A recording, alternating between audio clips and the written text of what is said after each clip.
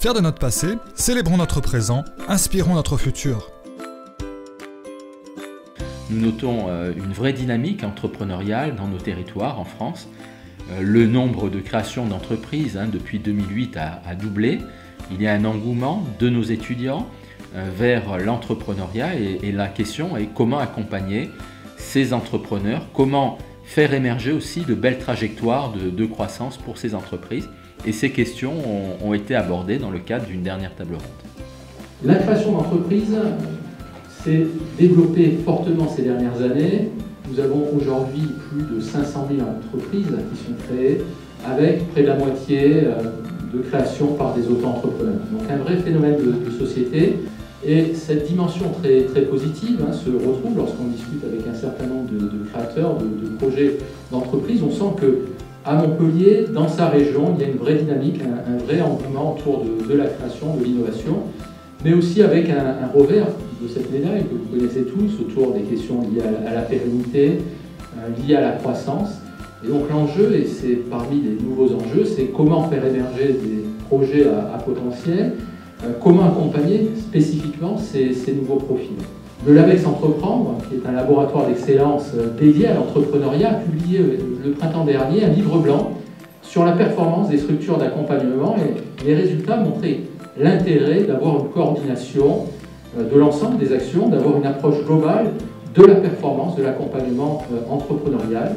Et c'est ce que nous allons essayer de discuter ce soir, montrer comment on peut contribuer à renforcer la coordination pour l'ensemble des acteurs de la création d'entreprise, pour que cela contribue à améliorer la performance de l'écosystème et la performance des porteurs de projets.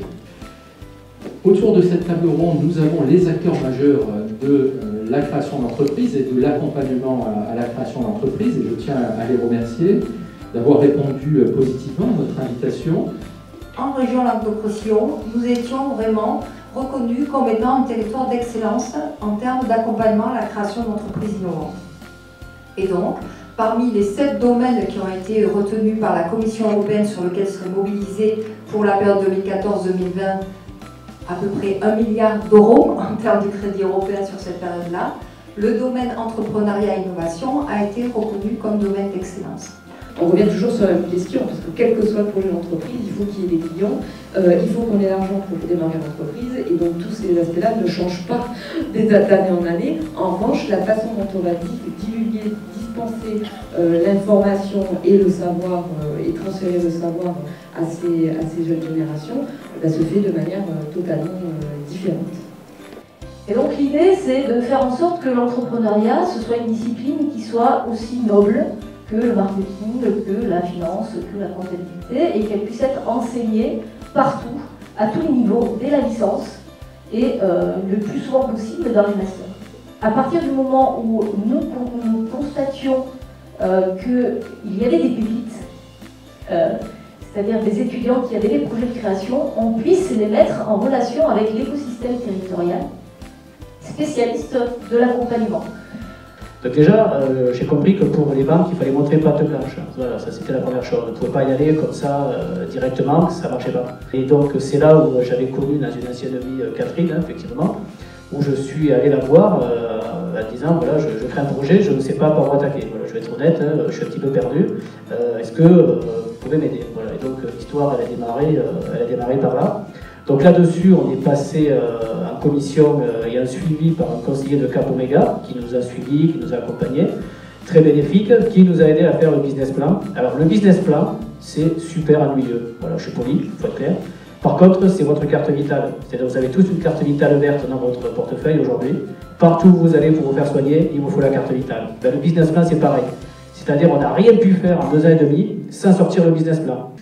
L'accompagnement par le mentorat, on va mettre à disposition des porteurs de projets, des chefs d'entreprise qui sont déjà installés et qui vont leur apporter un regard de pair qui est déjà passé par là. Donc c'est pas un parrain qui va lui dire mon petit gars, je vais t'expliquer comment il faut faire, mais plutôt quelqu'un qui a connu déjà l'expérience et qui va se mettre au niveau du porteur de projet pour l'accompagner.